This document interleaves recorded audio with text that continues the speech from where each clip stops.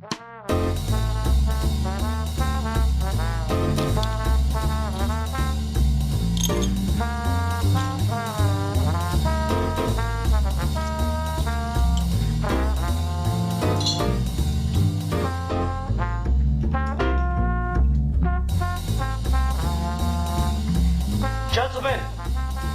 the time has come once again to discuss things.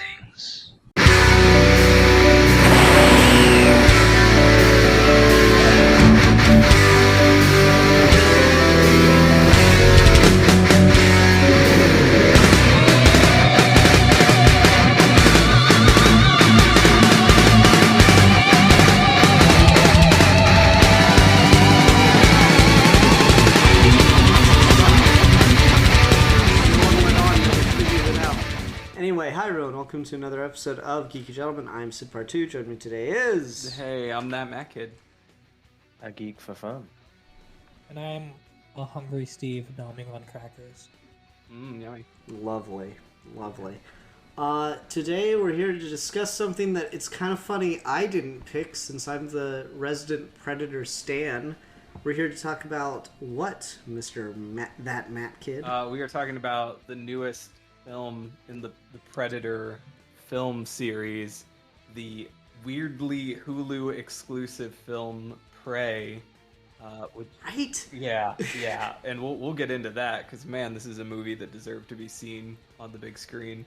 But it is about a predator showing up to fuck shit up in 1700s America and dealing with some Comanche Native American hunter warrior people.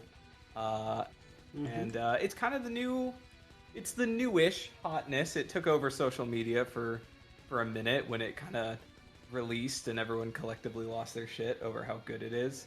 And a few other people lost their shit because a WOM was in it and did things. So there's that.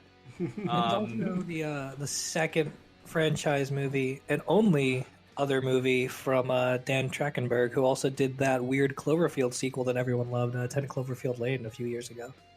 Yeah, I feel like this also came out at the right time because you got like Top Gun Maverick coming out. Like it's just like, oh cool, Yeah. like good legacy sequels are a thing now. And it's cool to talk about because I'm probably not a Predator stan quite like you, Ian, but I do enjoy the Predator films well. I mean, it's honestly impressive that Matt has ingrained himself so hard into nerd culture when literally every sentence he says is, I'm not, like, necessarily a fan of this. No, that's just that, like, I feel like sometimes when I'm around y'all, I have to, like, clarify. Because I'll be like, I'm a Batman fan. I like Batman. But then you guys have, like, read every fucking Batman comic, and I'm like, I don't know, I've read several trades, but, like, I still haven't read, like, all of Grant Morrison's run or whatever. So I just want people to understand that I try not to speak. Matt has been effectively gatekept from every fandom. Not even that. Matt's kind of you're kind of the exact opposite of comics Twitter, because comics Twitter will love everything and have read nothing. You will have seen a very limited amount and actually love it. Well, I try not to speak as an authority about things that I don't feel comfortable saying I'm an authority on. But I will go ahead. You're a geek. No, I'm not. But I will go ahead and stick my big nerd dick out there and be like, I love the Predator. I know everything about the Predator. The Predator's great. The Yautja, whatever the fuck they're called, I love them and their big ass faces and their dreadlocks. So I was really excited about this movie. I remember when this like trailer came out and it was like Naru or whoever like running, and then she like pops up out of the grass, and then you just see the like three dots on her head, and that was like it. That was like the first teaser, and I like lost my shit. I was super excited for it. So yeah, that's such a video game style teaser trailer there, right? It really was. Like that looks like the trailer for a Predator video game plot. Yeah, a little bit. Funny enough, the Predator video game that I'm most familiar with is way more complicated than your average video game plot. Yeah, it was written by Grant Morrison, right? That one was written by Grant Morrison. Which is so fucking weird. I know. I still trip out over that. I'm so glad my reaction to that was on recording. Yeah, no, this is a cool one because I was like really excited when I heard about this, and then also like, what the fuck? Why isn't it in theaters?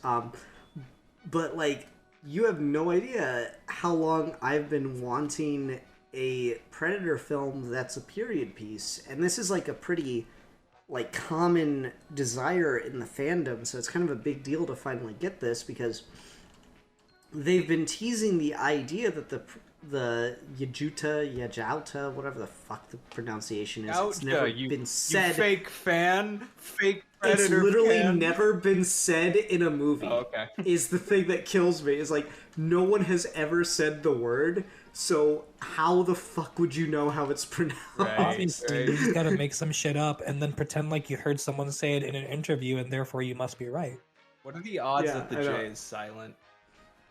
I have no idea. Anyway, so like, there's been like a lot of clamoring for it because they've teased the idea that the predators like live for hundreds of years and have been hunting people. Like Predator 2 really kicked that off with the fucking like T-Rex skull in the trophy case and the fucking flintlock pistol. And then there have been countless references in other films and outside media. The other like really big one in films was in Predators when the one guy just picks up like a samurai sword. I'm like, oh yes, please give me a fucking Predator movie that's a period piece. Because like, the funny thing about Predator as a franchise is it's basically just an anthology series at this point where every movie is the exact same story.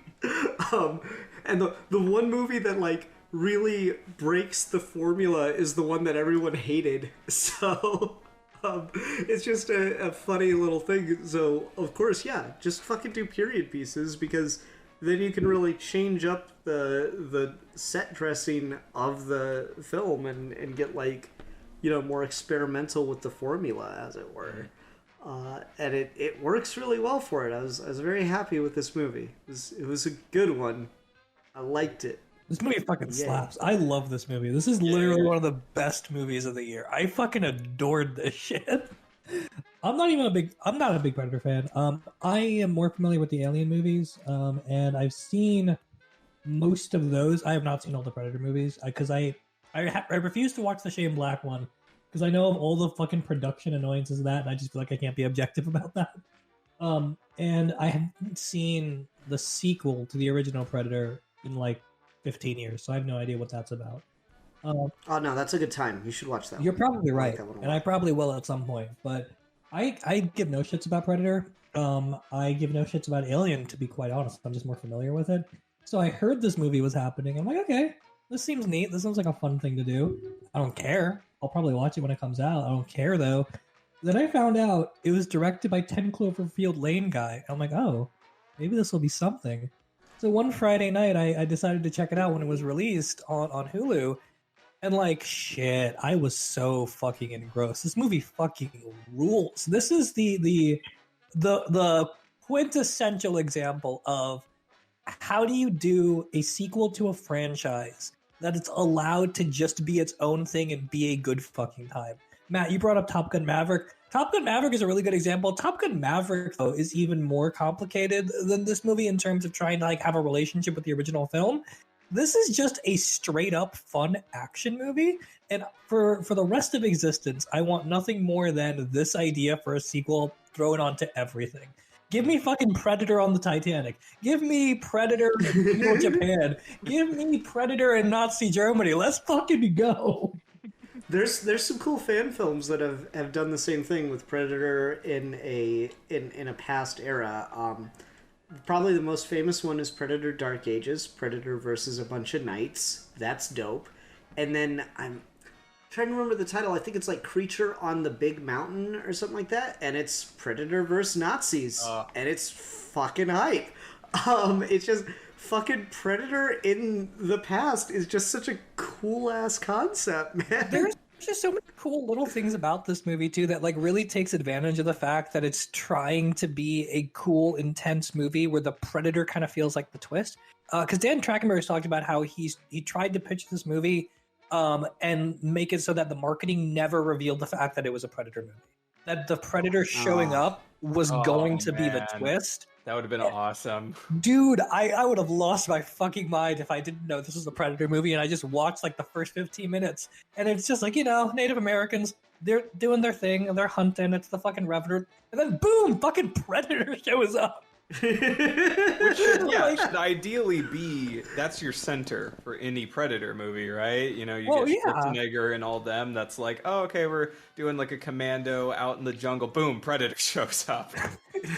Yeah, and like there's just so many little like filmmaking things about it that like really work for me. I love that we do that trick of one group of people who are meant to be enemies speak a different language, but that's intentionally not subtitled, so they make it scarier.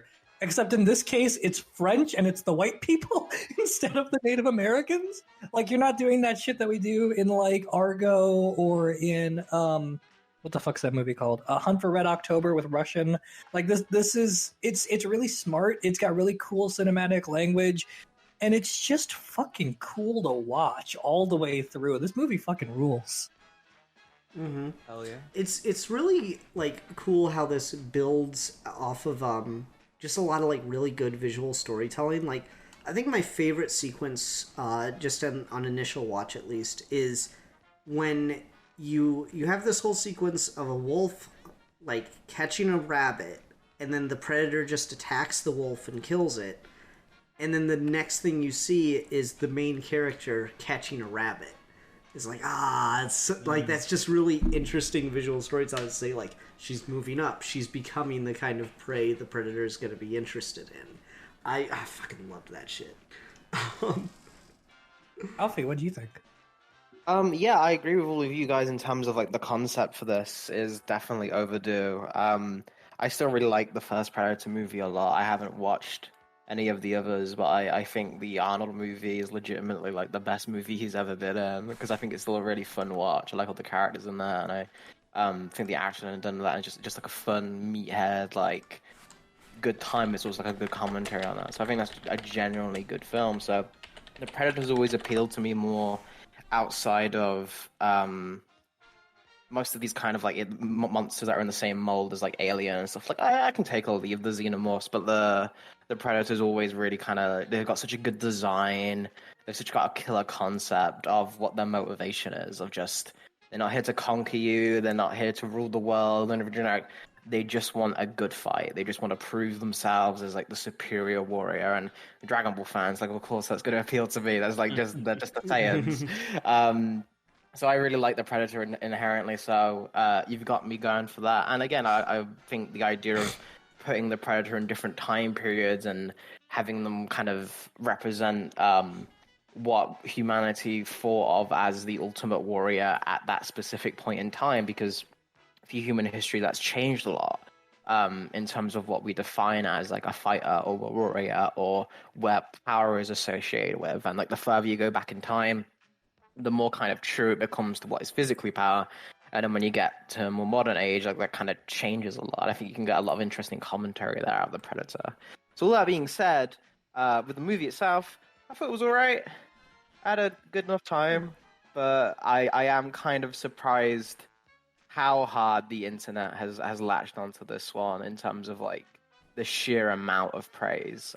There's something I don't quite understand. I thought it was just a good time, but no, I was like going into it expecting a lot more because of the hype for it. I think, to be fair, part of that just comes from, hey, finally a Predator movie that doesn't suck again. That's very exciting. And I can understand. See, I don't know. I'm weird. I liked The Predator. It's funny. I have the exact opposite of what Steve does with The Predator, where I'm like, I know nothing about the behind the scenes. I just had a good time watching a movie. But like, yeah, I don't know. Like, that's a weird sentence, Matt, because there's really only one straight up Predator movie that I think is like arguably bad, and that's The Predator. And then the only other time the Predators were in a bad movie is when they're fucking around with the xenomorphs, because the shittiness of the Alien franchise is rubbing off on Predator. I still submit, I'm going to steal your joke here, that no one has actually seen AVP Requiem. It's too fucking dark. Well, that's... Yep. Well, I just feel like like culturally, right? You got like Predator, which everyone loves. Predator 2, which I think most people like, but it doesn't have the same it doesn't have the same like cultural weight and significance as the first one. And then you just have obviously the AVP movies that everyone hates, Predators, which everyone is largely indifferent to, the Predator, which you either think is okay or sucks. And so this is the first one that's come around since arguably Predator 2 that is just universally like, yeah, this is good. And I feel like that means a lot to fucking Predator nerds. I mean, I don't know. I like AVP, but I'm weird. Yeah. I mean, I like the first AVP. Yeah, me too. First AVP is fun. The second one, I don't know. I refuse to pass judgment on something I haven't seen because it's too dark. But the internet reaction thing, though, is an interesting thing to bring up because there's a lot of layers to that in terms of, like, the very obvious sexist criticisms of, like, how the fuck can this Mary Sue take on a predator? I call bullshit. And then there's also all of the people that are just like heaping praise on it pretty immediately. And I get that like you kind of resist when something gets overly praised online. But something that I've noticed with movies like these, and again, Top Gun Maverick is a really good example, is that if this movie came out 25 years ago, most people, most film critics would have been like, yeah, this is all right. But because it came out now, and because there were just so many lackluster franchises and sequels and action movies, the fact that this is a competent movie that feels different than anything else that has come out this year just makes it so much more hype. Like, I've seen a majority of the movies that have come out this year. I've seen all the dumb action movies. I've seen all the rom-coms. I've seen all of the, like, the artsy stuff that's been out so far. And this feels the most different from all of that. It feels the most unique. It feels like it's trying the hardest to like really be a film. It's trying the hardest to have like a concise, fun entertainment quality, sticking in under 90 minutes, and at the same time to have like a really interesting, compelling protagonist. There's nothing about this movie that breaks any kind of mold. It's just good, and that's really fucking hype to watch a good movie. Can you imagine growing up in a time when you watch good movies regularly? I don't know. I guess maybe because I don't have that sheer breadth of film knowledge that you do, Steve, in terms of just the sheer amount of like films that you keep up with and how regularly you go to the movies, that when I do end up watching a movie, I guess like the standard of it hasn't slipped that much for me. Like, obviously you'll see bad movies and you've got all the Marvel movies and stuff, but just like in terms of like if I'm sitting at home or watching something with Aaron, like normally look for something that's like at least got good word of mouth going for it rather than just like watching like hundreds of movies. So I don't necessarily have that, and I feel that's almost kind of like insulting to some creative. Like if I made a movie and pulled my heart and soul into it and everyone was hyping it up and I was like, oh, what'd you like about it? And they just say, oh, it was good compared to shit that's coming out these days. I'm like, well, that's fucking hell, man. I don't need your pity. I'd be really kind of pissed off about that. And to be honest, we do kind of get that with the Wise videos. Like, so, I don't know. I don't... I guess, because it's what Matt was saying was interesting when he was just like, oh, this was something that, for a Predator fan, you could get really hyped about. And that I understand more. I understand if, like, a specific franchise, I do think this is...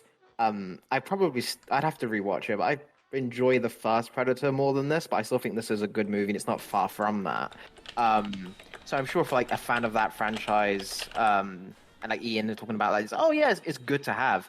But what I was seeing was just like the web of like film people and like that kind of general thing where it's just like, oh, it's outside of the franchise, this is the thing.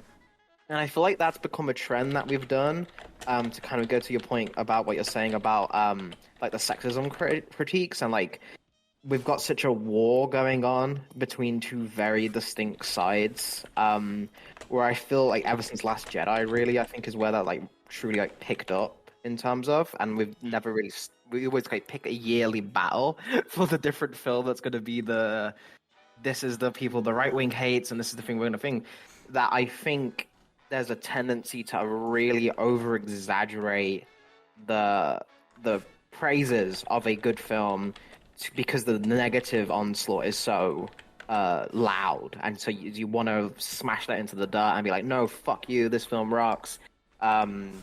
Get your fucking clickbait videos about why a woman can't do this out of here, right? And I understand that, I respect that, but I do think when it comes to like film criticism, it maybe is kind of overshadowing like engaging with the movie as like a movie onto itself, like outside of that. Which again, it doesn't exist outside of any of that, so it's always going to be in the conversation. I think that's just something interesting I've noticed recently. I think you're probably right about that. I think I would also add, though, I think you also have to consider the delivery method, right? This is a Hulu original, and when was the last time a Hulu original was this good? That wasn't, like a comedy show or something like that. I mean, this is a streaming only Hulu original film where the Northern American plains are shot like it's Peter Jackson's fucking Lord of the Rings.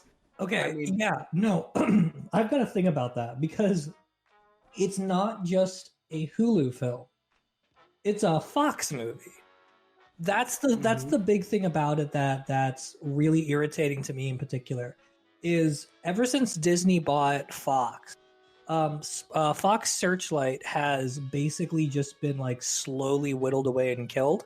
And a lot of their movie catalog has been thrown into the Disney vault that you can't buy it anymore. They discontinued a lot of DVDs and Blu-rays for it.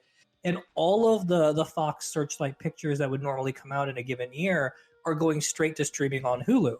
And if you keep up with the Academy Awards every year pre the Disney purchase, all of the Fox Searchlight movies are all of the really big award contenders. They're all of the really big artsy ones. They're all of the movies that are like really experimental and different and get theatrical releases so they can be both in award consideration, but also the chance to kind of build back an audience. And all of the best movies this year have been Hulu originals because they're all Fox Searchlight pictures. Prey, Fresh, Deep Water, Leo Grand, like all of these great dramas and action movies and comedies all are coming out on Hulu exclusively, and there would have been given a theatrical release like 2 or 3 years ago, but ever since Disney bought Fox, they're all just dumped in as like original streaming movies. And so like when you look at the pool of like streaming only movies, like Netflix quality streaming movies, which are largely shit because they all look exactly the same and they're all shot in-house, and you compare that to Prey looks a lot better. Like you said, it looks like a fucking Peter Jackson movie. But that's because it is a fucking Peter Jackson movie. It's a Searchlight picture that got demoted to streaming because they didn't want to spend money on marketing it. Which is so weird, because Predator fights Native Americans seems like a concept that would market itself. I wonder if anyone is like kicking themselves over that now. This would have been $100 million movie if it came out. Well, even then, though, I feel like the reason why those because this is something that's just a common thing with why these things get dumped to streaming services. $100 million movie, not necessarily for the cost of like something like this. It's not necessarily what would get done these days. Like you need it to be a blockbuster thing, and maybe because of the good word of mouth, this might have had legs to do that. But just from the ongoing like buzz, and like the Predator as a franchise hasn't. It is historically a brand name, but it's not exactly been bringing in like all these successes recently. So like I think it's something where, as a studio executive, because it doesn't have a Marvel logo on it, and it's inherently not a insta win.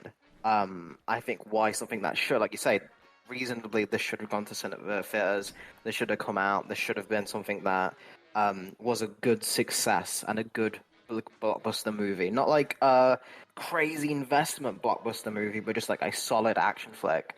And just those don't get made anymore for theaters. Well, that's the thing. Like the Batgirl debacle is part of it, but like just the idea that you're not going to recoup the cost of production by releasing it in theaters, and you're not going to find an audience for it on streaming that's going to justify releasing it, and so you either just cut it or you don't greenlight it at all.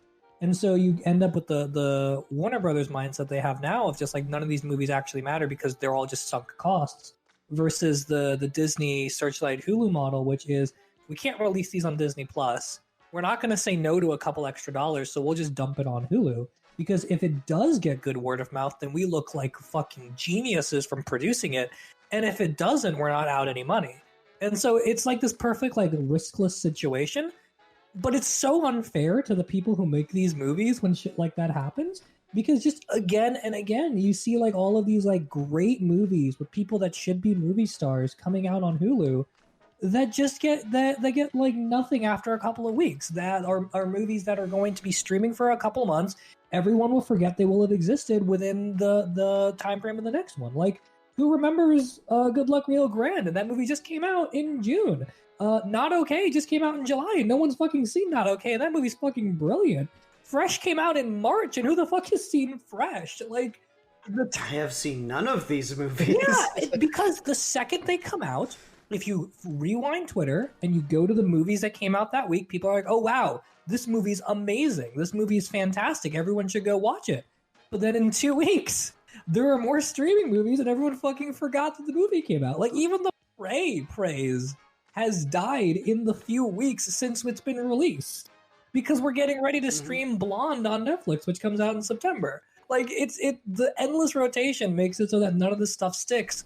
And it's such a shame, because I want movies like Prey to completely reshape the movie blockbusters we do. Prey should be the fucking blueprint. The gentry is hungry. The content machine keeps on chugging. It's such a fucking shame. You know, like fucking Don John comes out in theaters, has a chance to like really create a cultural buzz, and it doesn't work out, but it got the opportunity. Good Luck Leo Grand comes out and no one fucking watches it. And that movie also fucking slaps. All right, Steve, enough of your bitching and moaning about the film industry. Let's talk about the movie. What was your favorite part of the movie, Steve? Dude, I fucking love the Predator design in this. It's so good. It's so good. Everyone, the fucking fanboys are so mad the Predator got redesigned again. And I'm like, guys, it's built into the concept. There's different clans. The skull, just let it be cool. It's just so fucking hype. Like, I don't know how anyone could be mad at that. It's so fucking cool. He looks so cool. Like, the suit looks incredible. This is such a good use of, like, practical effects with, like, CGI kind of married to it for the more intricate facial expressions. I mean, that's where half your budget goes, and it looks incredible, and the design itself is just fantastic. From a CGI meets practical effects and makeup marriage situation, the sequence where she's hiding under the logs and the invisible Predator is just bodying a bear is incredible. That whole sequence is fucking riveting. I love it. Yeah. No, dude, when it's fucking up a bear, I was like, yes. When he gives the bear the right hook, I lost my shit. That was amazing. know, it's so fucking good. You know, okay, can I just for 1 second talk about like my stupid Predator fanboy bullshit? Yeah. Like my stupid fanboy complaint? Okay. I was legitimately bothered by how fast he was. I love it. Like, and I know that sounds kind of stupid, but like, in the franchise, that's kind of like the one thing that humans have over predators is because they're like fucking 8 foot tall, 600 pound like beasts. They're not as quick. Like they can climb and maneuver around trees pretty well, but like as far as just in a foot race, humans win most of the time. They are able to actually outrun them. I prefer that, so I was a little disappointed that like he's so fast. He is, but that scene where they're in the tall grass and you have a shot from above where you see them running, and then from out of frame you see the invisible running of the predator as the grass moves aside. That was legitimately terrifying. It's so the scene in the dead forest where they tied the Comanches up as like bait for the predator, and the predator is just jumping from tree to tree murdering people. That is a fucking that's it. That's like the gold standard. Like, this movie may not be overall as good as Predator, but its action sequences are better than any of the franchise. The thing about it that I adore on every level is it's a really technically well-crafted movie where someone can be like, okay, here's the cinematic language, here are the themes, here are the symbols. but at base, the thing you walk away from is that it's just hype as fuck. That there's just cool action scenes, and he's got an invisible blade, and he cuts open a snake, and it's just fucking cool. Yeah, the ability to go back and forth between, you're absolutely right, the use of cinematic language, and also, oh hey, remember that time where he threw a bear trap at the guy's head? Oh, that was the best. Yeah. Let's talk about the idiosyncratic nature of the streaming industry and how this movie is resisting all of that. But also, let's talk about the fact that he punched a bear in the face. Seriously though, fucking up a bear is just one of the coolest things the Predator has ever done on and again, just the whole sequence of like the dog running out and she's getting ready to restring her bow. The dog comes back, tries to drive the bear away, and then the Predator shows up. Like the intensity that builds from I want to kill the bear, shit, my string snap, shit, the bear's after me, shit, it's after the dog, shit, the Predator showed up. It's insane. It's such a good build-up. Like that's the definition of action sequences are great when they escalate in a way that's believable and engaging all the way through. Every time you think you've addressed one problem, another one shows up, and it just makes the whole thing fun to watch. So that's actually, because you bring it up a lot, I'll go into critique thingy, because y'all are really hyping up the fucking poor bear getting killed. It's like, that was really mean, man. Yeah, they're dicks. That's why we like them. No, but like, I guess it's just something with how I view the Predator. I don't know the franchise or anything, but like just the vibe I got from like the first film, and again different clans and stuff like that. But what I thought was cool about them, and they bring it up in this film, is like they've got like a sense of honor. Like they want to have a fair fight. And I don't know, man. I don't particularly find it compelling when something just like beats up animals. And it's not viewed as like a lesson they need to learn or something, or just something that needs to overcome or whatever. And like, it's fine if it was just the bear thing, but like something I did actually kind of I thought they bitched out on this is like they do the Predator like skins its victims thing in this still, but like OG movie, this motherfucker was skinning humans. That's infinitely more interesting and cooler for me as just like. What we view animals as is what the Predator views us as, and so what we think is like cool to do to animals with like the hunter methodology, Predator does to us, and it makes us think like, oh, that's kind of fucked up. The fact that the Predator just kind of does that to exclusively the animals in this, and like we have that whole hunter culture, like it's fine, it's serviceable. I'm not going to be like a fucking Peter like advisory, like you don't watch this movie. It's like I don't give a fuck, but it doesn't give me the cool factor. That it's doing. I think when the Predator's fucking up the soldiers, I love that shit. That whole sequence in like the dead forest where he's like you say throwing the bear trap. I love how flashy he is. I love that you show the intelligence of the creature by its movements and how skilled it is. Is you don't have to see it talk or even emote just by knowing its body language. I think that's a really cool performance touch of just. Yeah, he's really good at this fucking fighting shit, so he's gonna like show off and be cool with it. That's fantastic. But when you don't build that threat up to me, where we're cutting away and we're showing the Predator like kind of like working its way up by like killing animals and individuals, like I don't care if the Predator's gonna kill a fucking wolf. Of course the Predator's gonna kill the fucking wolf. It's the fucking Predator. That's not a fair fight at all. I disagree on that a little bit because I think what makes it really interesting to watch and what helps the tension of the movie is that we're introduced to the characters as Comanche and as hunters, and we have that little bit of dialogue about hunting something that can hunt you, and that kind of being like their rite of passage. And the way the movie introduces them is they're going after something on that level immediately, which is that lion.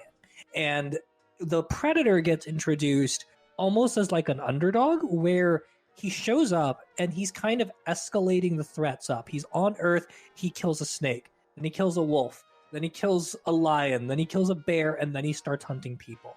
And the way that it's edited through sequentially, you get the sense that these hunters are themselves already kind of like the apex predators of the area. And the Predator is just kind of scoping out where he fits from bottom to top, and when he gets to top, he's just wrecking everyone's shit. And I appreciate the bear sequence because the bear sequence is a big contrast to the way we're introducing the Native Americans because, sorry, we start them off as fighting the lion and they're already feeling a sense of danger. We're already like, a guy is missing, a guy is injured, you can't do this alone, this is dangerous. And you don't even meet the predator before they're like, oh shit, this is a bear. This is so much worse than that fucking lion. You better run. And then the predator just bodies it. The way they handle that, the predator going upwards in scale, introducing the hunters already at the top, immediately making them weaker and frisk the bear, and then hyping the predator up on top of that, I think that's just really good structure. I want to also jump in on something here related to the perception of the predator as honorable, because like that's what the main complaint of the Predator is about, and I don't want to turn this into a review of that movie. I just want to like use that as a reference point. Is the Predator involves the Predator going after like a child with autism, and people are like, oh no, they're like this warrior culture with like all this honor and respect. I'm like, you know, they are, until they start losing or until they want something, and then it all goes out the window because they're dicks. And I feel like that's something that's missed because it's just like in the first movie, right? Like the Predator loses to Arnold in the first movie, and it doesn't die with honor or like respectfully like nod its head like, yes, you've won this victory, congratulations. It says, fuck you, I'm gonna blow us all up. I guess like damn near succeeds. I understand that like from a because again I haven't watched that film, so like I think you're completely right, Ian, and like that's clearly the actual characterization. That's clearly what the Predators are supposed to be. Is they are meant to be that kind of like when the chips are down, they throw it away. Just from my exposure to it though, I preferred the idea I had in my head, which again isn't fair to bring to the film. It's just I don't like it as much when they don't have. And how I viewed that scene in the first movie is less so like he got salty and more so just like kind of like here's my last try, here's my last move, my last desperation attack to try and at least get a fucking draw here.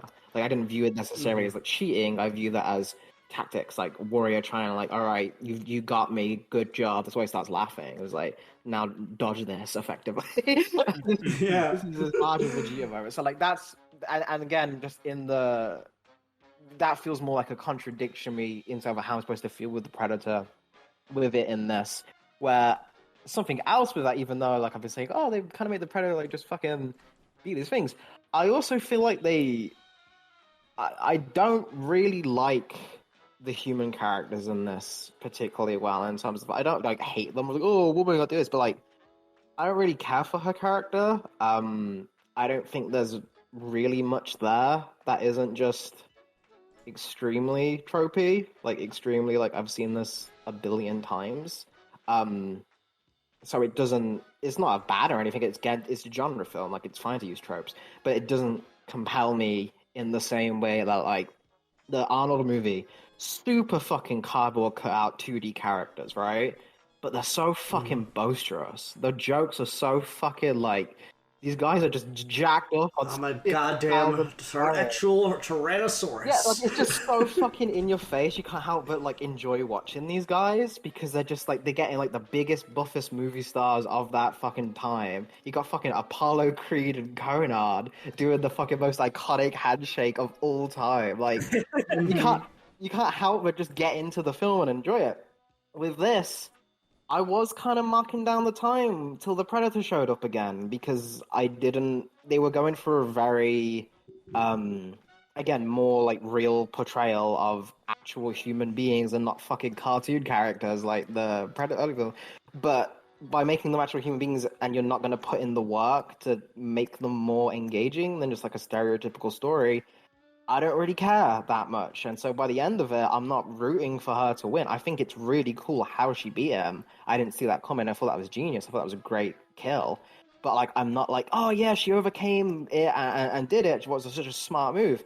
I'm just kind of like, Man, the Predator gave you so many fucking chances to get away, and you just kind of bitch about like this. Fuck you. I was kind of rooting for the Predator by the end because, like, hey man, he gave you like a lot of fucking chances just to leave him alone and stop fucking with him.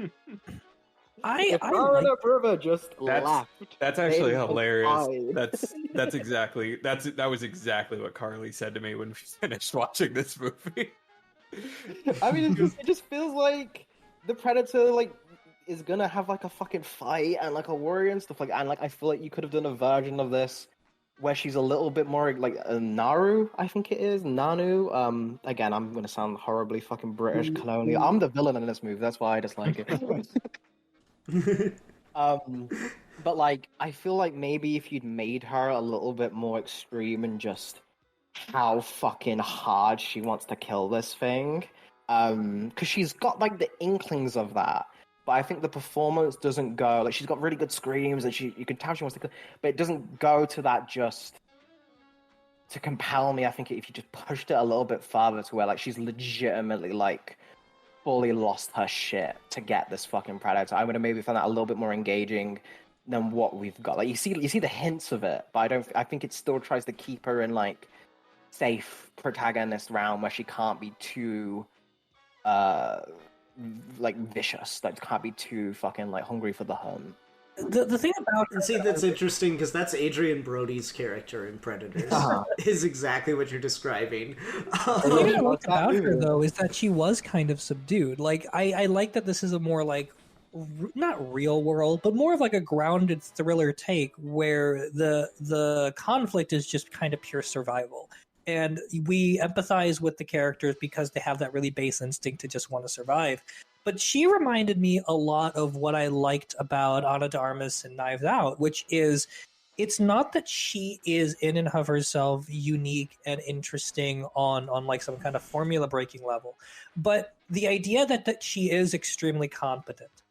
And her arc is not in proving she's confident to everyone else necessarily, which she ends up doing by the end, but to take her competence and just utilize it by the end. Like in Knives Out, Daniel Craig's got that great scene at the end where he's like, if they just listened to you from the start, none of this would have happened. And that's because you're a good nurse. And I think that's exactly what happens here, which is if someone just listened to her from the start, very much of this would not have happened because she was right from the start. But by the end, she proves that competence not in a way that's sort of like trial and error and race style. I have to justify myself as actually I'm the genius. It's just no. She was smart and she was competent and she was aware of the situation. It just took her a while to get the footing where she could exercise that. And by the time she does, everyone basically believes her instantly. They all get killed in the middle of it, but they do believe her by the end. And you see her learning and watching and surviving through it. That by the end, when she does beat it, all of it feels extremely earned to me, not in the sense that like she worked her way up to get better, but that no, she got to have the satisfaction of just being fucking right by the end. And I like that structurally. I think my issue is just I would have liked to have more personality on top of that. Like I like the arc, I like what's on the script. I just feel like I would have liked to have like a more engaging protagonist that I'd like to follow outside of it just being a Predator movie. You know, is more so my issue. I don't know, it's interesting. I like the way that she's portrayed, like, particularly early on in the movie, where she's good at everything, but she wants to hunt because it's the thing that's really hard for her. Like, not just that other people around her doubt her, but that, like, she's not perfect at it. She's like, I almost caught a deer. Well, we can't eat almost now, can we? Like, there's just that, like, she's good at everything, but she wants to be good at this, and she's not quite. Like, her brother shoots the hawk faster. Well, I was waiting for it to circle back. Yeah, maybe you were, but, like,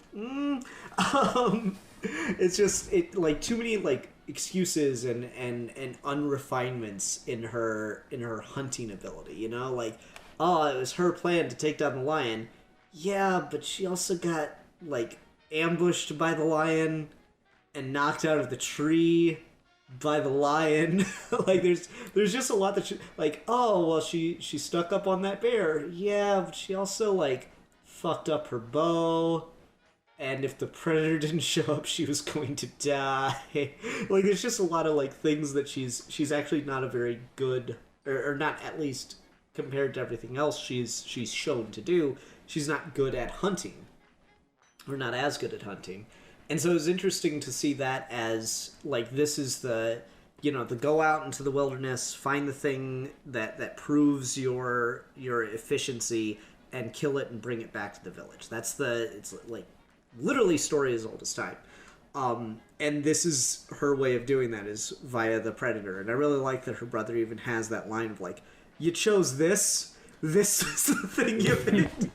I thought that was really good. I love her brother. Her brother is so charismatic. Her brother is fantastic. great. He's one of my favorites in the movie. I love him. I don't know if he's in anything else, because I know they got actual indigenous actors for all of them. But he's so likable. He is one of the most instantly likable actors I've seen in a movie in a while. Yeah, he's really good. And I love his fucking showdown he has with the predator. It's so fucking hype. When they stab each other through the chest. Oh my god, so good. Yeah. I love how much fucking damage this thing tanks. It tanks a lot. It gets stabbed like right through the shoulder. It gets stabbed in the foot. Gets shot a couple times. And it just fucking keeps going. It's funny because you mentioned the way that the Predator's able to emote through his actions. One of my favorite, probably my favorite bit of the Predator emoting is when she gets it to stick his own arm in the tree, and then he comes over with the shield and he like cuts his own forearm off, and he just looks at his hand stuck in the tree, and you see his shoulder just go like. And then he looks at her and he's just like, "Are you fucking such a fucking Monty Python moment." Not even he doesn't scream in pain. He's not mad. He's just like, "Are you serious right now?" Like it's so good. It's such a good little moment. Yeah, I want to say I am kind of with Alfie on the Naru thing. Like I think that Naru is compelling as she relates to the broader story and what the story is trying to communicate. I do gotta agree that like she as a person and as a character I don't find all that compelling. But I'm so here for the rest of the movie that it doesn't detract from it enough for me, but I just want Alfie to know that he is heard, and I do agree with him on some level. Yeah, I appreciate, and again, I'm coming off negative just because of in the context. It's how the Geeky Gentleman episode always has to go. One must fall. But like the way I'm phrasing it is just like I enjoyed this movie. This was a good movie. Like I had a good time watching this. But this was hyped to hell heaven as like, again, like Stevie said, like this is one of the only good franchise sequels ever. This is fucking cinema. Oh my god, this was robbed? Look at the practical effects and stuff like. And there was a lot of talent behind this that it makes me like, okay, so constructively, what are the elements that like maybe you could have done a second draft on this to really? Because I think the premise is so fucking good. The premise is like, you do 1 million of these and it would never get old. Like, let me write the fucking Predator versus King Arthur, please. Let me write that shit. That goes so fucking hard. I'm so curious on your thoughts on Dark Ages now.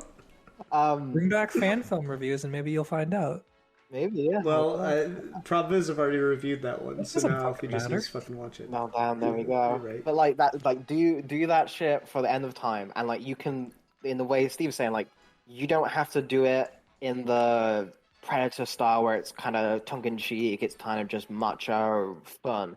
You can make a really fucking compelling film out of that. It's just what is here falls short for me. But I can see it trying for that. I just feel like there are some elements in it that you could have tweaked, you could have enhanced it to bring it up to that thing. But I'm not saying this is a fucking, this is ruined, SJW's ruined my top 5 Predators, you know, fucking like that shit. Mm-hmm. Like, I'm not going it from that angle, but it is one of those, I feel like it fell short of the potential it could have had.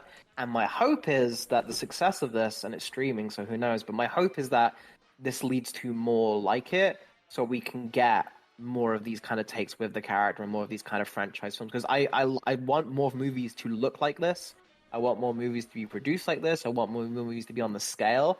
But this is also not even close to the fucking peak of that. Like, this is just the foundation we should be setting as the standard to go even higher. And it's just a shame that our standard is just so low that this feels like the peak, if that makes any sense. I mean, I think there's maybe another thing to note here where I feel like in the same way reviews have kind of gone from thumbs up, thumbs down, fresh, rotten, it's the greatest movie ever made or it's the worst movie ever made, movies have kind of oscillated between those two spaces where, like, you're either trying to make cinema or you're trying to make the trash that pays the bills for cinema.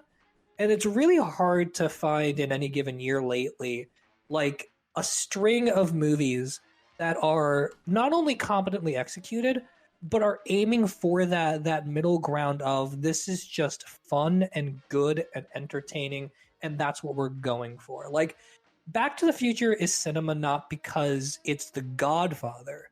It is because it's really fun and it's made so well for being so fun. And the 80s and the 90s were kind of like the peak of those kinds of movies, like fucking Beverly Hills Cop and Planes, Trains, and Automobiles and Back to the Future and Speed and Top Gun. Like, all of those movies are just such competently made fun schlock. But they're not schlock on any of the technical levels. They're just not aspiring to be pretty artsy. They're just aspiring to be fun in the best way. And we don't make a lot of movies like that anymore. We don't get a chance to, or if we do, they kind of get like trickled down into the streaming plateaus. And I think Prey kind of fits that mold. Like, I think Prey is an incredible film in the same way Speed is an incredible film. Not because it needs to push itself any further than this. It's that the bar it's aiming for is on like just the right wavelength for exactly what it's trying to be. It's an alien comes down, fights a bunch of people. It's a period piece. It's 90 minutes long. It's got quips and it's got jokes. It's got horror. It's got action. It's that perfect PG-13 4-quadrant movie of like, here's why the kids will like it. Here's where the adults will get into it. Here's where you can leave it on in the background. Here's where you can study it on a cinematic level. It's just that perfect middle movie. And that is exceptionally rare, which is why it's refreshing. But it's also just really good inside of that bracket. Like, I'd stack this against movies like Speed and Top Gun all day long, or like The Fugitive or anything else like that. Yeah, I feel like there's this like tendency in critiquing film where it's not okay for a film just to be good. It has to like ascend and be godly or something.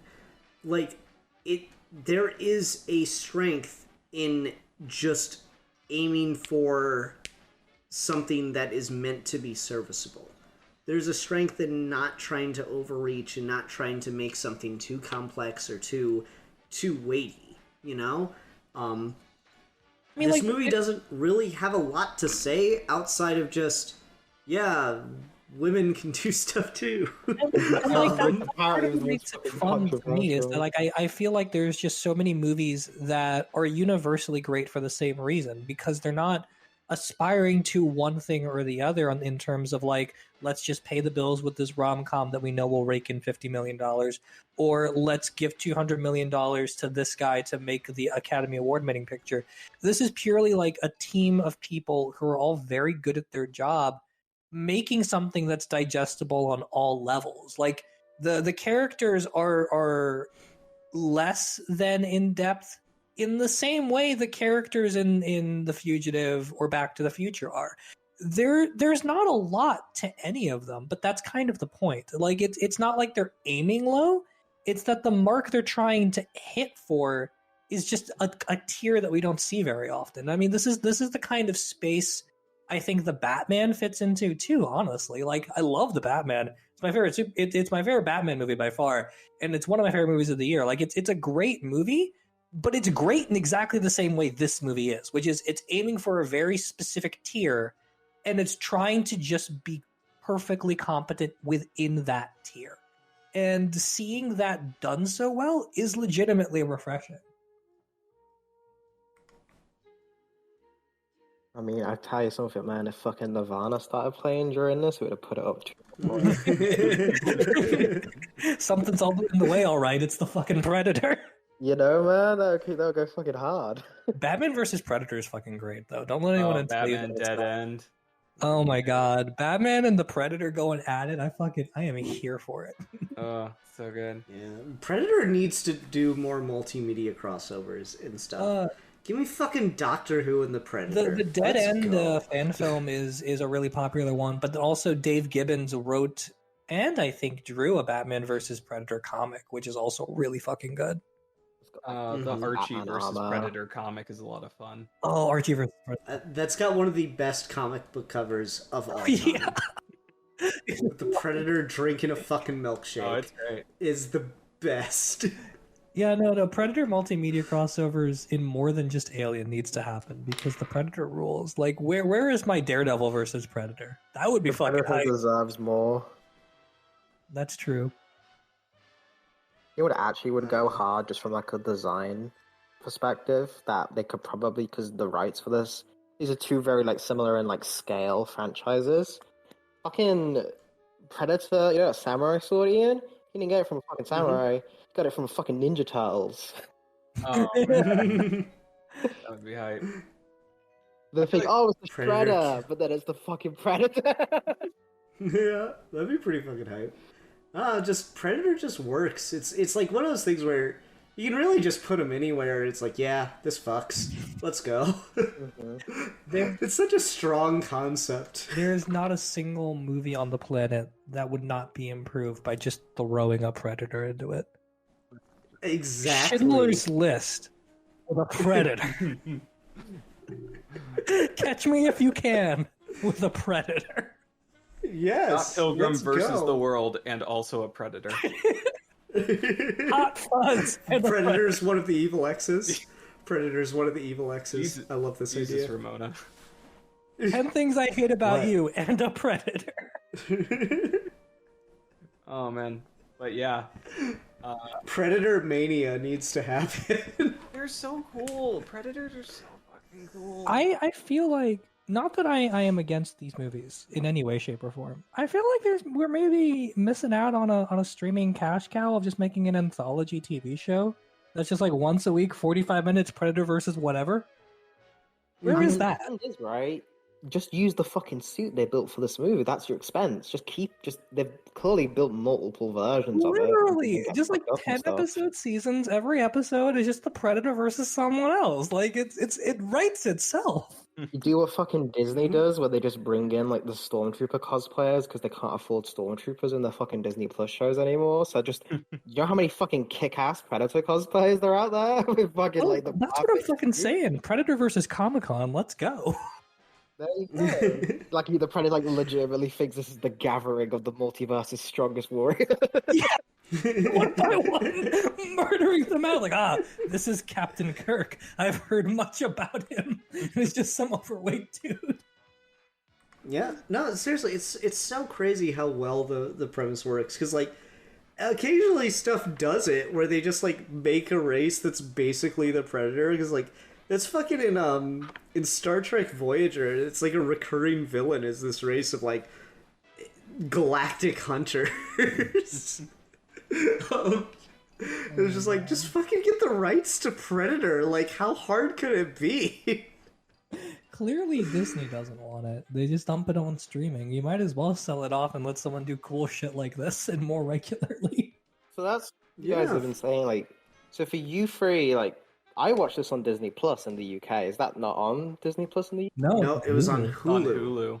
Interesting. Okay. Disney Plus in the US is interesting because they put all the adult stuff that Disney owns on Hulu, but Except for the Marvel Netflix shows. except for the Marvel Netflix shows, which is weird on its own. But apparently, there's also just weird rights issues as far as like international distribution for even the stuff that they own. So like negotiating it to be on Hulu internationally is more complicated than just throwing it on Disney Plus internationally. So like in America, they can like actually control what streaming service is geared towards what audience. But because the laws vary so vastly from country to country, it's easier to just dump everything on Disney Plus everywhere else. Netflix. So if I just had got a fucking VPN, like Alfie, why didn't you tell me it was on Disney Plus? I could have just gotten a VPN instead of signing up for a 30-day trial. I had never enough to watch it. Honestly, wouldn't it be kind of hype though if you had Disney Plus and you could just make your profile picture a Predator now? That would be amazing. Ah, that'd be pretty fucking. That'd be pretty dope. fucking hype. Like, what? Where is that? Get on that, Disney. Right? Fucking love Predators. I might just like. We might just do fucking Predator month and just fucking all the movies. I'm not gonna lie to you. This conversation in like the last hour, well, the second this is over, my brain is going like, should I just go watch Prey again? Like the third time. Like, I love that Steve just rewatches the same movie over and over again instead of like, no, I'm gonna re-experience the franchise again or anything. It's like, no, I don't want to experience anything else from this. I'm just gonna rewatch this one thing. Well, no, you see what's gonna happen is if I like it enough, I will consume everything about it and know all of it repeatedly. Like I will watch all of the Predator movies on loop just because I like Prey so much now. We're the same. It goes Predators, Predator 2, Predator, The Predator. I don't know where Prey stacks up in this yet. I'm gonna have to give it another rewatch.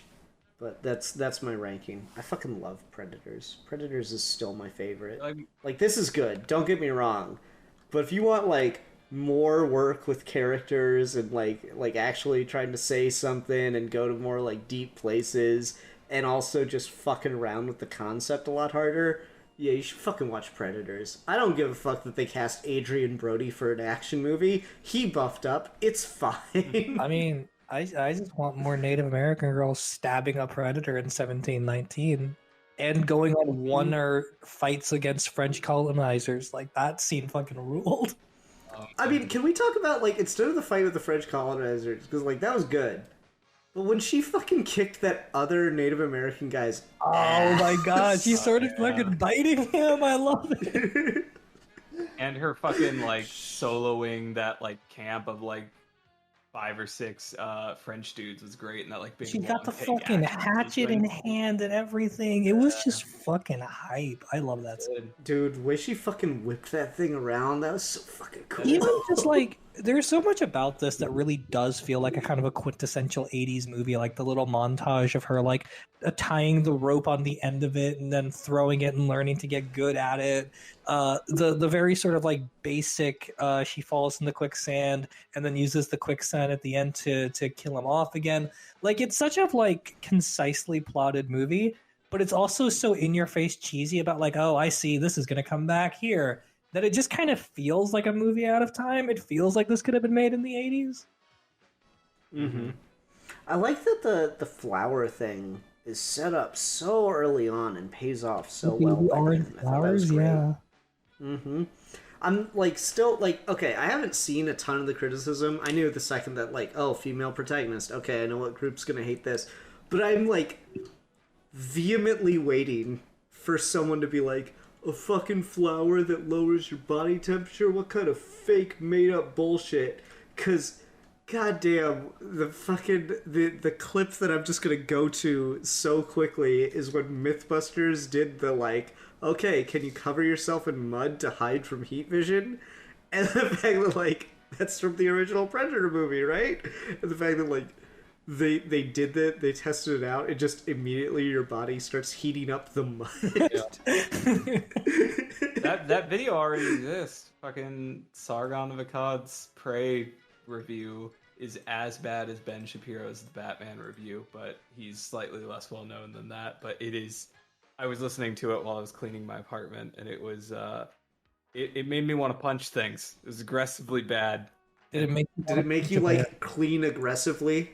Did you like were you scrubbing and then he said something stupid and you started scrubbing really hard and it got like the stain out? Did it work? Yeah, it did.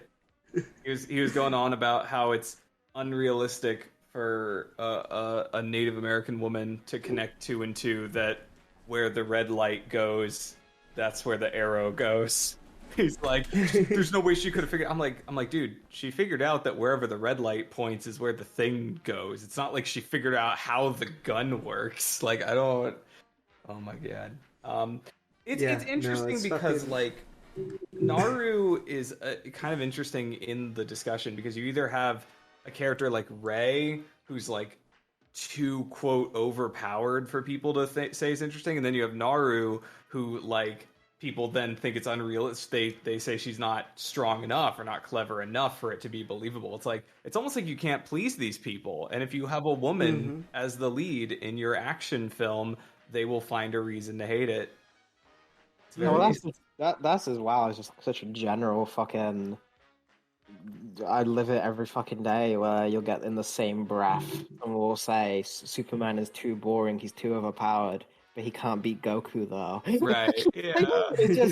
It's never bad if you like it. Like if you dislike it, it's bad.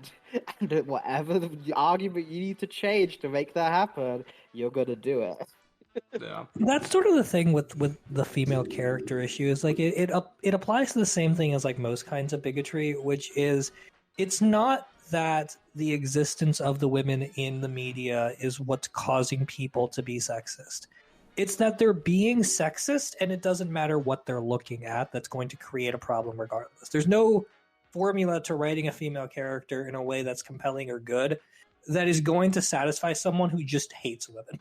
It just doesn't work, right? Like, and this is something that I think to this day, all of its problems and its creator issues aside, I think this is something that Buffy actually really understood on a fundamental level that even now we struggle with, which is Buffy as a character is never in that show for all 7 seasons except for one very specific episode where that's the point.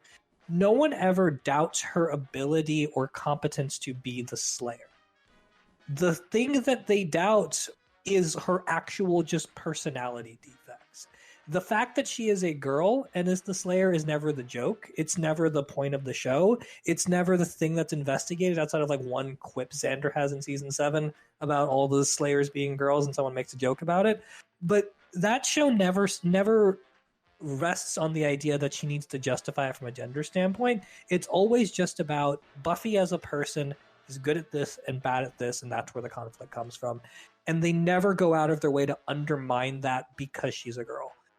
And even in stuff I like, things like the modern Star Wars movies, we have a really hard time writing female characters without feeling like we need to do something to win over the misogynist, so we try to give the female characters like a little bit more plot explanation or a little bit more justification here or a little bit more context here, and it's always going to be a losing battle because if you hate women, you just hate women. There is no reasoning with that on a certain level, and if you just focus on writing the character as the character and centering the female character as the character, then you just never have to worry about it because you know that that's not your audience. That those are not the people you need to be catering to. It's why The Last Jedi works. That's why Knives Out works, because those characters are great characters, and they don't give a fuck about all of the people yelling at the Mary Sue criticisms. And those things stand the test of time because they're not catering to or trying to win over an audience. You're just never going to win. Yeah, I think that's the way to do it, is only write for yourself. Only write for what you want to see. And if you're honest about that, people will like it. Like you'll find common souls. If you try to reach the lowest common denominator, if you try to do something that you don't passionately believe in to appeal to people who are going to dislike you anyway, you're going to piss off the people who would have liked it because they can tell that you're not true to yourself.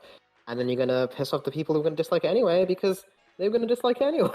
Yeah, I mean, there is no good faith answer to a bad faith actor. It just doesn't work. So there's no reason to bother. Yep. So other thing that I can't believe I've waited for this long to mention. I really need to talk to one of my co-workers about this movie. I don't know if she's seen it yet or not, but I need to know her opinion because all I know is here's how my conversation with her about Predator went in the past. Oh, you like the Predator movies? Yeah, I really do. Oh, that's awesome. Which one's your favorite? Oh, I don't remember. I just know that I want to bang one of them. That's And fair. so- I understand that, and I respect it. I'm sure there's some tundra erotica out there.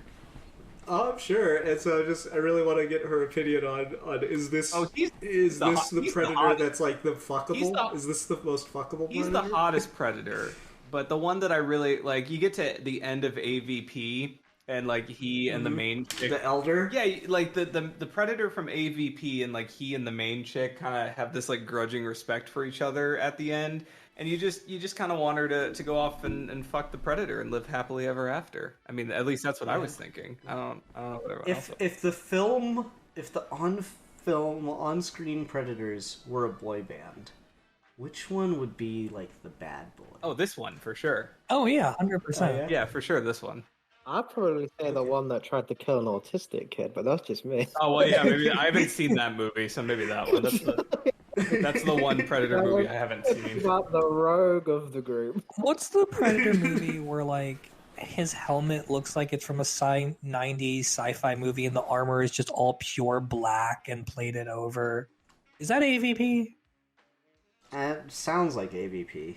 Okay, because that's Either that or AVPR. yeah, because that's probably the worst one.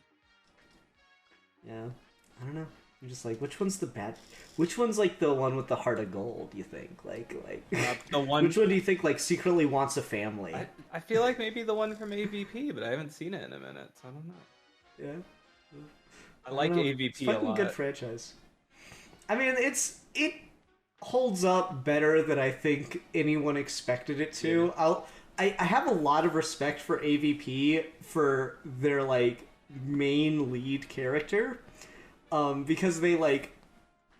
So the Alien films are all about femininity, and it's like justification or juxtaposed with the Predator franchise, which to that point at least had been all about like intense masculinity and like testosterone and everything. Like Predator 2's got like sex, drugs, and rock and roll and everything, right? And so fucking AVP legit comes out here with the fucking big brain move, and it makes the main protagonist a female that is into traditionally masculine things. And like, I know that sounds like really fucking trite, but this was 2004. No, I hear you. Before we just did that every week. You know? No, I hear you. I mean, Aliens kind of has that to a degree too, and it works in that same context because all of the Alien movies are just about the evils of Dick. Yeah, and so the AVP makes like the character's introduced, and she's climbing a mountain, and it's just kind of impressive. And like there's a fucking like Bechdel test moment in AVP where it's the main girl, and it's another chick that's like on the victims list, and they're sitting there having a conversation where they're like going into the pyramid that's in Antarctica, because of course that's the fucking plot of this movie. And she's like loaded a gun. It's like, we're not gonna run into anything down there. And she's like, well, same principle as a condom. I'd rather have it and not need it than need it and not have it. Oh, I fucking love that line. Like, you know what? Fucking Bechdel test. It just passed. Yep, it did. It's fucking good shit. Good times. Fucking, I love that movie surprisingly holds up. I would argue it's not a good movie, but it holds up better than you might expect. I last saw AVP about 3 or 4 years ago, and I felt like it held up about as well as Freddy vs. Jason. No, I would actually say you're wrong. I think it is a better film and remains a better film than Freddy vs. Jason. Hands Really? down, for sure. Really? Oh, for Freddy sure. vs. Jason is fun as hell. I love Freddy vs. Jason. I mean, it's fun, but like Freddy vs. Jason, you're laughing at a whole lot more than you are with AVP. Yeah. Like, there's still moments where you laugh at AVP instead of with it, but like Freddy vs. Jason, you're laughing at it. I feel like AVP manages to win people over with Rule of Cool more than Freddy vs. Jason can. Mm-hmm. There was also a substantial amount of hype for AVP in the same way that there was Freddy vs. Jason. I remember kids skipped school to go see AVP. That's hype. Good times, man. Yeah. Good fucking times. Yeah, that was a couple years ago. 2004. We're A old. little bit. Yeah, I don't know. I fucking like this movie. Good. This is a good movie. Oh, anything else to talk about with Prey? I'm surprised how many people like don't think this movie has much to say. I'm like, you mean the movie about an alien hunter coming to Native American lands and completely disrespecting everything about it doesn't have anything to say? Like, what? The metaphor is very in your face in the same way all good action movie metaphors are very in your face, and I am here for it. Yeah. Well, I did give a critique. That's something I also kind of feel like you kind of gets into my issue with like the characterization of the Predator, though, because like if you're gonna do that, if you're gonna make it like the stand-in for like the colonialism, the Predator's way fucking nicer and like more respectful for shit. like the Predator, the Predator don't fucking enslave people and fucking. Oh, he is. I mean, like, the Predator. He's only interested in killing other predators, and he only needs to kill, one of them, or however many are trying to actively kill him. That's why I think the misdirect with the like buffalo or whatever is really cool, because she gets out there, you see them skinned, and you're just like, oh shit. Well, the predator, he skins stuff alive, like, or not alive, but he skins. I mean, I'm sure he would, but he skins stuff, and you're just like, oh god, did he? And then you find out, no. This was the fucking French, who are pathetic and terrible and have even less respect than the right. Predator. That sets up like those are the real bad guys. Yeah. But then they get fucking the fact that like that shot of the fucking buffalo like all dead in the field is ripped off almost like I think it's the same like framing and reveal as like walking out of the forest and stuff into it as God, is it Dances with Wolves? Like, literally, it's so funny. This exact shot is in another movie with Native Americans. And the fact it's just, but it's Predator now, but not really. I mean, it's literally just really with Wolves, but Predator. Yeah. Dances with Wolves and Predator. Like, it just works. Dances with Predator. I'm sure this better than dance with my fucking wolf. Brutal. Kill a little Bart. He just wanted to play. Just trying to fucking eat, man. It was your fucking problem, dude. It just fucking moves up the chain. I feel like that's.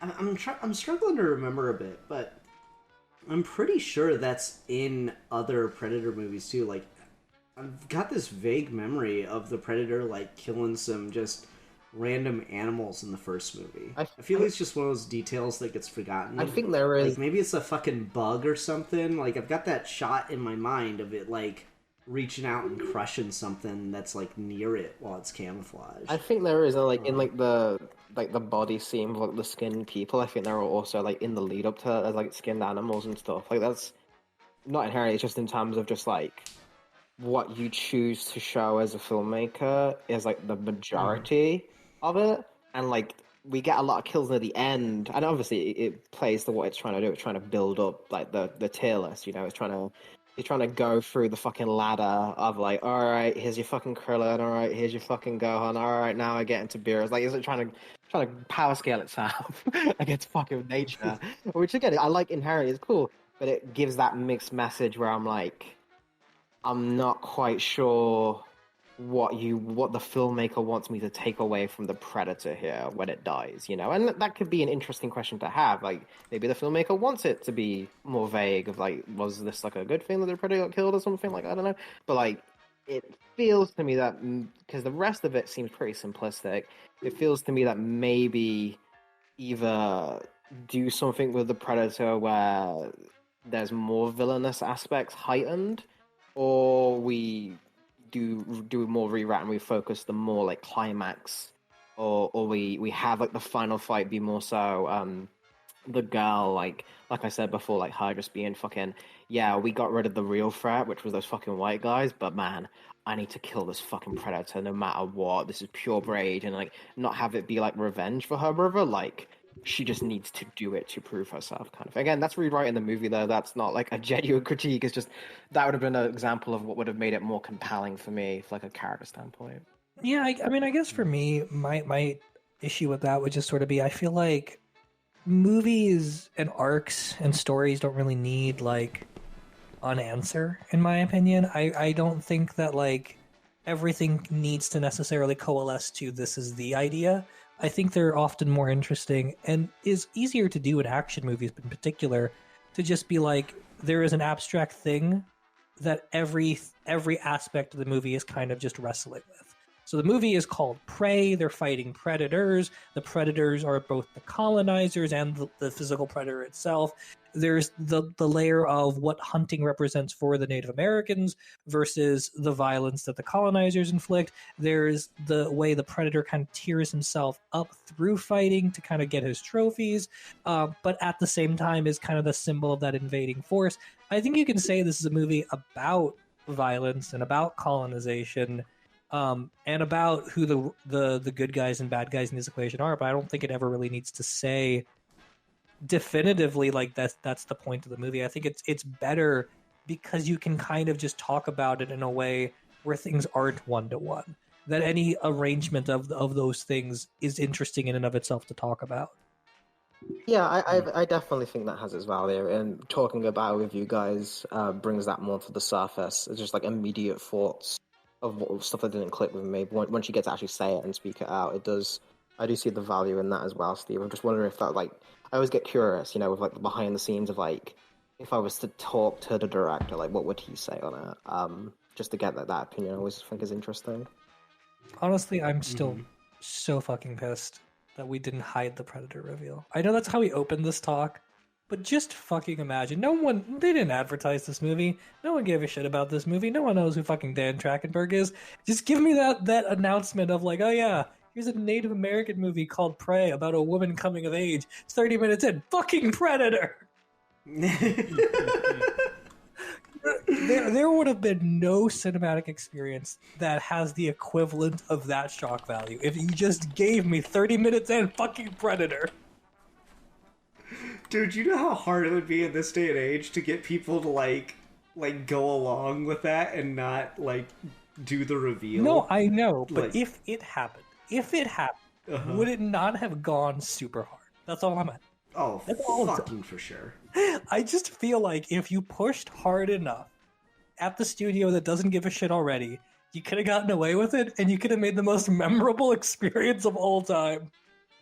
You know what's so funny about that good is fucking. I just had like a fucking like That's So Raven. I could see like a vision. I had the multiverse of madness moment where I just literally heard a conversation from Steve desperately begging and pleading in a pre-Geeky Gentleman call for Ian to watch this fucking Native American movie without trying to spoil it, and Ian would be like, "What are you, fucking art house?"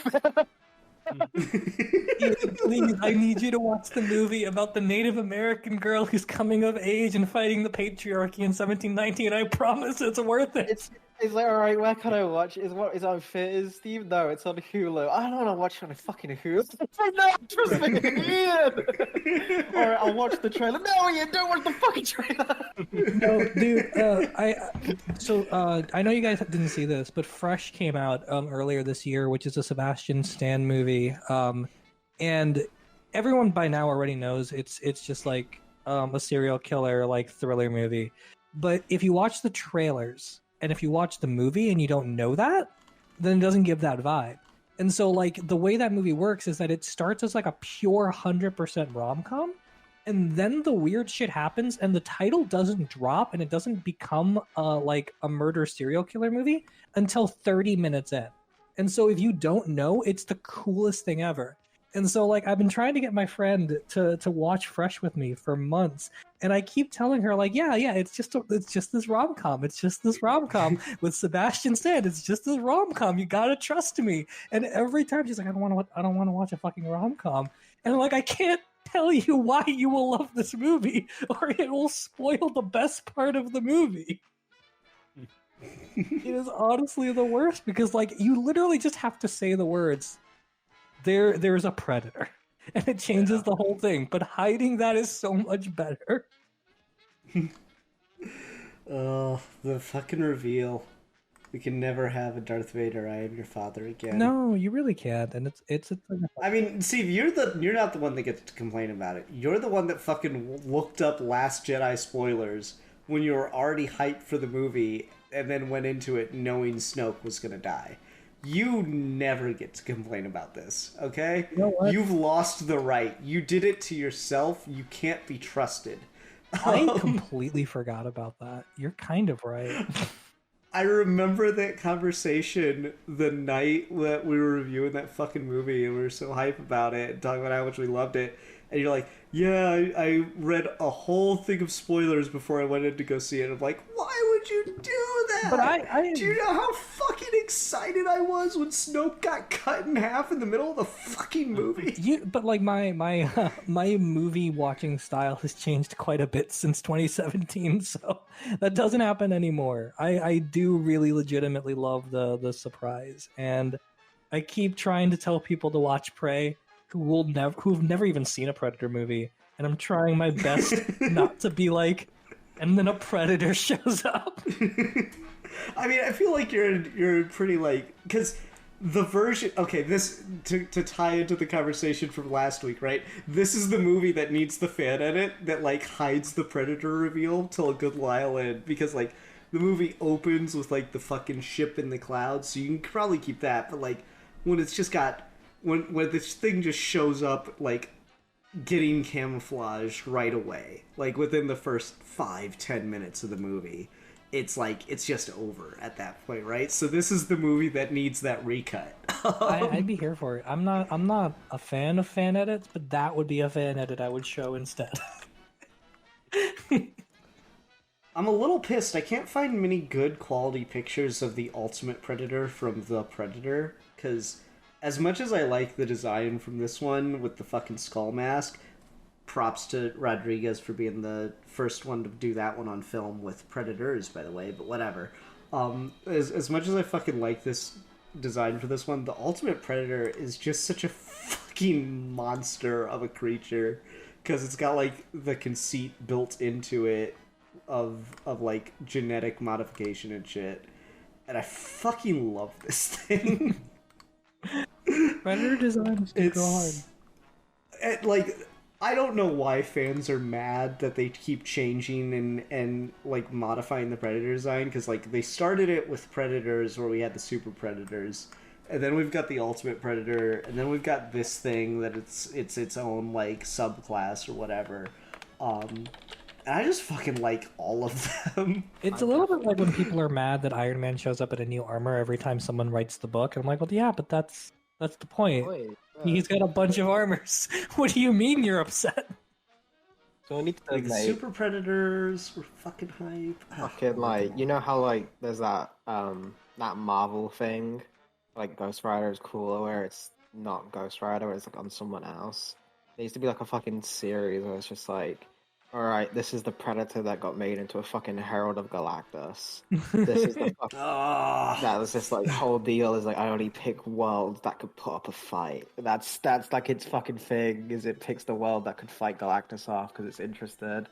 Or you got the fucking Gamma Ray Predator, or it's just the fucking Abomination, but even bigger with the fucking open face mask and shit. Like, just, that's what you need to be doing if you put them in these comic verses, because we've seen Batman versus Predator, and Superman just got the fucking Xenomorph. Xenomorph's a fucking punk-ass bitch next to Superman. It's like, give me the fucking Predator that goes fucking prep time Batman, but also makes itself fucking Doomsday.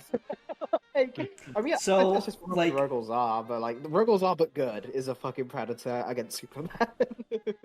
Yeah, well, like, the funny thing is, they did a JLA Predator crossover comic back in the 90s when they were doing a lot of Predator and Alien crossovers.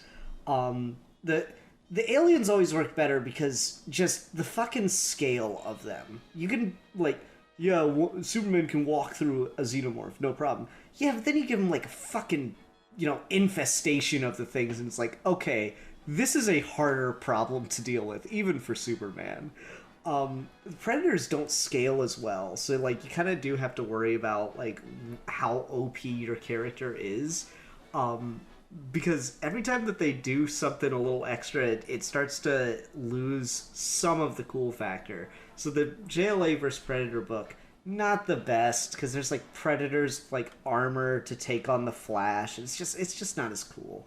Like you lose something in it, and I think it's because like Predator works really well on that smaller scale thing, because it's that very masculine thing of just seeing someone like you ever watch fucking like Ninja Warrior, where they're like doing the fucking like things, and you're looking at it like, I mean, that looks pretty hard, but I'm pretty sure I could do that. And then like you fucking do one pull up right now.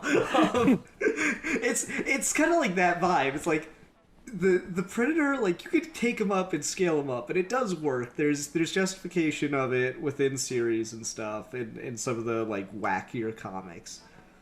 But there's something to that like visceral, like grounded nature of them that just it works better the smaller the scale sometimes, which is surprising. And I know that goes against like every fiber of Alfie's being. But there is something to that like opposite pitch that inherent like just fucking stick him on a red sun planet. Maybe the Predator homeworld just is naturally a red sun planet, so we have Superman on a planet with a Predator story. There you go. I'll take that. If you keep it small scale. Yeah, I don't know. There is something to it. The small scale just works better for him. Like, you can scale him up. It's fine to do, but it never hits quite as hard. I don't know what it is. It's like this weird, like, it turns a chemical off in your brain.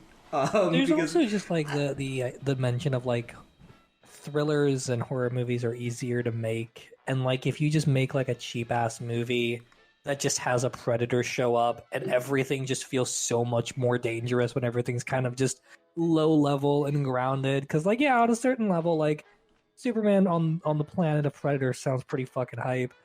But on another level, like, I'm just walking the dog and a fucking predator shows up. It really isn't that hard. Like, I don't know, I'm sitting in my car, I'm eating a frozen burrito, and fucking predator. Let's go. What happens? Me, burrito predator. He was a BVS fan, Steve. You've pissed him off. Zack Snyder versus Predator. It's Miller versus cool. Predator. Oh, okay, Predator's fucked. There's no way. No way. Ezra Miller on the planet of the Predators. Let's go. Ezra Miller's like a fucking legend on the fucking. Oh no. Where do you think they got the armor design? It was Ezra Miller. Who do you think he was grooming all this time? A chaos god. Predators. I will say with the design in this movie, I don't like the fucking skull mask is the coolest shit. The facial design, I'm a little less on. The forehead and everything's a little bit tighter. I don't love that one as much as some of the other stuff. It's kind of the exact opposite of the Super Predator from Predators, where like that one gave it a bigger forehead, and this one got a smaller forehead. I didn't give it much thought, but I think there was definitely a level of like the way they designed his head and dreadlocks and everything. Very clearly, it was always with the skull mask as the big framing device. It was never meant to be like without the skull mask. And the second you take the skull mask off, everything looks a little bit weirdly proportioned. Yeah, and I don't know. It's just like part of the process for it. Of like you're never gonna get that shot from the original Predator again. When it fucking takes off the mask for the first time, you just got Arnold, and it's like I was legit a little disappointed that this movie did not work in the like tagline of the franchise. You are one ugly motherfucker. I was a little disappointed that they didn't find a way. It's like maybe one of the French guys said it in French and I just don't speak French. Like that's gonna be my headcanon, and if I'm wrong, please don't tell me because I want to live this life. Can't believe you don't speak French just to understand background dialogue in a Predator movie. What the fuck is wrong with you? Fake fan. So many things. So many things. That's what they need to. You know what they should have done? If they're saying like Matt, you're saying the fucking AVP was like, oh, they should have fucked at the end of it. They should have. And Ian saying like, "Oh, it really booked the trend of like the masculine and the feminine." They should have had a fucking say, "You were once sexy, motherfucker." Plot twist. The first twist was that a predator shows up. The second twist is that they fuck the predator. If it bleeds, we could fuck it. That's what I need someone to do now, is just make the Predator movie where it's like the like quote unquote and protagonist is just like a sexual deviant that really wants to fuck the Predator Predator versus Predator. Does our rule still apply if a predator just shows up, it's an automatically better? Like, what if you're just like jacking off to porn and a predator shows up? Okay, who's gonna look up on Pornhub right now the Predator? Hang on, I got this. Search history is already fucking destroyed. All right, It can't get any worse. I'm handling the Rule 34 side of it. You can handle the... I mean, that of course exists, but I'm wondering if, like, of all the porn parodies, have they made a Predator porn parody yet? There's gotta be one of a predator fucking a xenomorph like that. There's gotta be, Yup. right? Literally immediate. The first result is predator fuck secretary. Oh my god. No. Literally, the first thing is horny secretary has hard anal sex with predator. Yes! Imagine you fucking It's my smiling boy. at work. No, it gets worse. It gets worse. Catwoman fucks predator. Oh no, that's Batman. He took Batman dead end. He's like, all right, bitch, you won the battle, I'll win the war. Predator mistress femdom face looking she bites. Oh no. It gets so much worse the more you go down. Scary werewolf fucks predator. I'm happy. This is the world I want to live in. Thermal camera playtime. Get to the Wait. chopper. Predator vision. Maybe that's what you gotta fucking. That's actually kind of a cool fucking idea. 'Cause you know what would be fucking cool, man? Is we talk about you'd never be able to market this movie because the twist would just get spoiled, right? So you pretend that the twist of the movie is like it's a fucking predator, and like that's it's a shame that got spoiled. You double fucking down on it because there's a twist within a twist. Because the human the predator is hunted is the fucking wolfman. It's a fucking werewolf. So you've got like a fake twist and then the real fucking twist. Then at the end, a post-credit scene shows up, and it's fucking Dracula, and he's here to start the Dark Universe. Yeah, man. Like, I was thinking that because you'd be able to market it as like, first you think it's a rom-com, then the fucking Act 2 twist is the fucking Predator, but then the fucking Act 3 twist is the fucking werewolf. You change genres every fucking act. It'd be so good.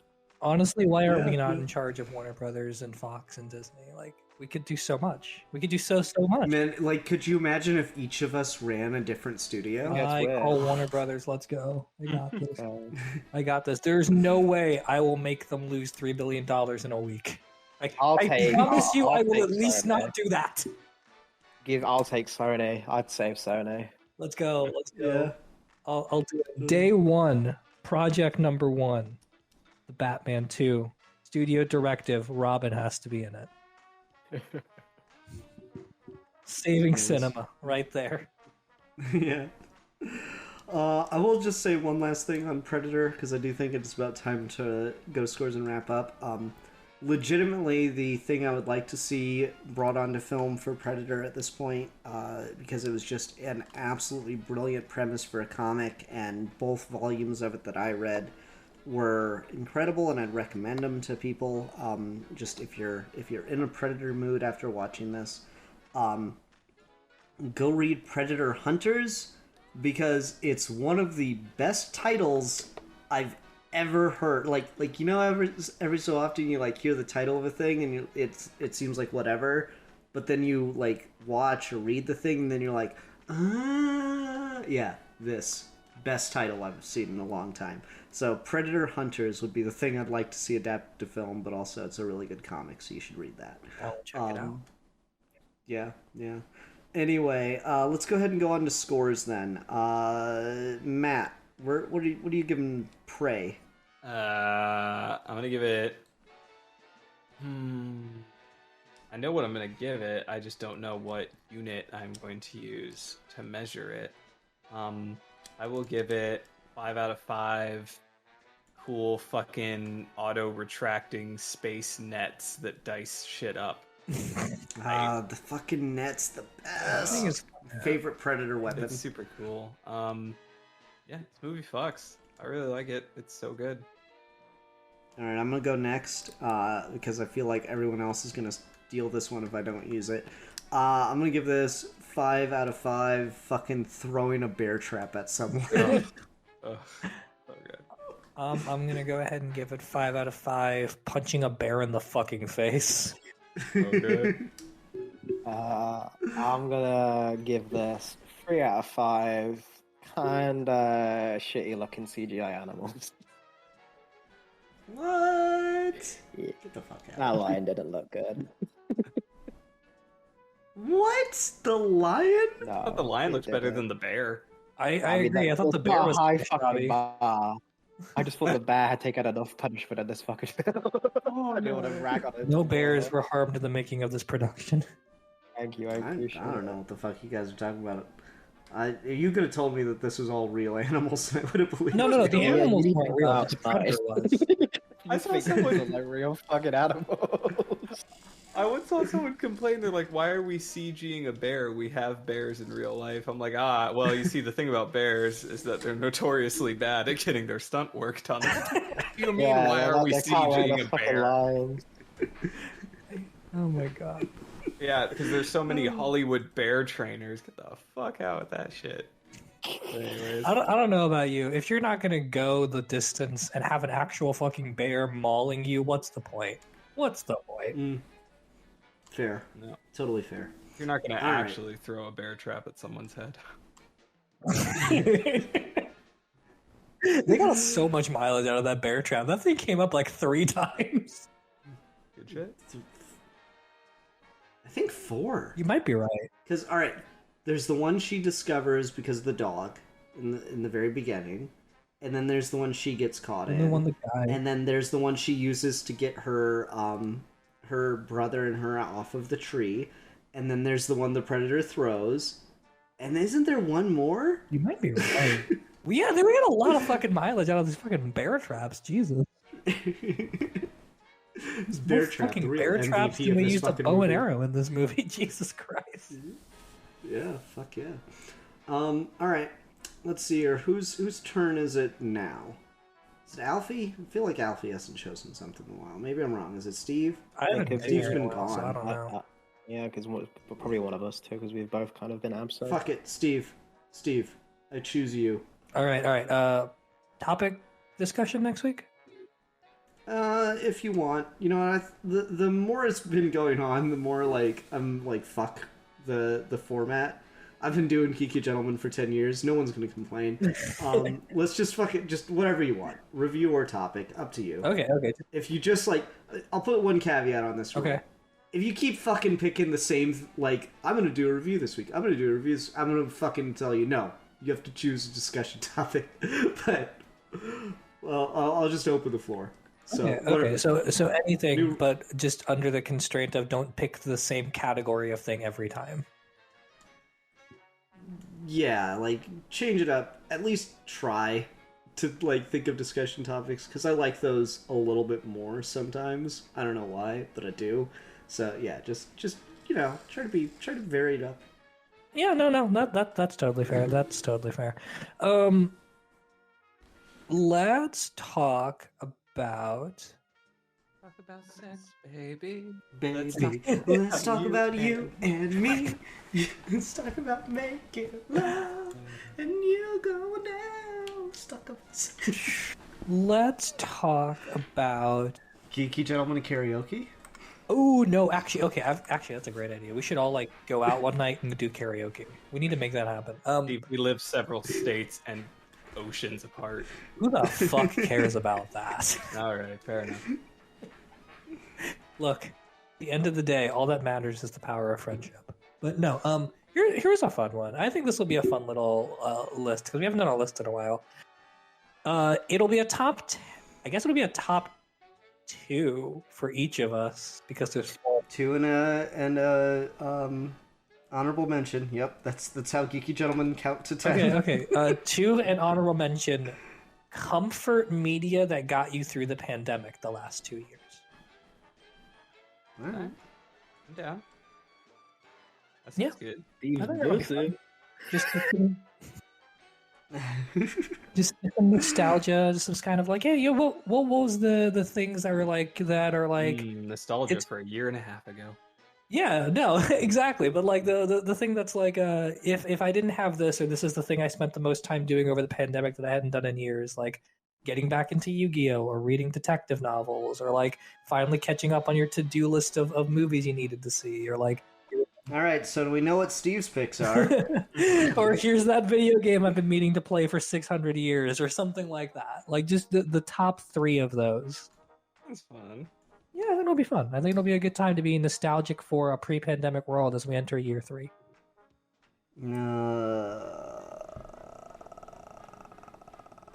On that note. Good time.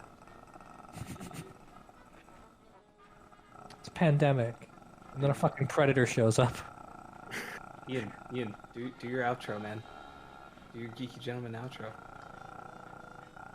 I think he's dead. I think the predator got The predator showed up! Oh fuck! Oh shit! Oh god! You know, it's just a Geeky Gentleman, and then the predator, shows up. All right. Until next time, everyone, I'm the Philosopher. I'm the Predator erotica lover. Don't side. You were so eager go to fucking look watch that one. up. You don't The even only thing pretend that to bothers fucking me hide it. about Predator erotica is like y'all keep bimbofying predators. You're like, oh man, let me draw some like horny predator fan art, but it'll be like a predator chick with big titties and big ass, and I'm just like, just give me a predator with just a big, thick, bulging dingling. I don't am the I'm champion good. of the oppressed. And I'm... Oh fuck! A predator showed up.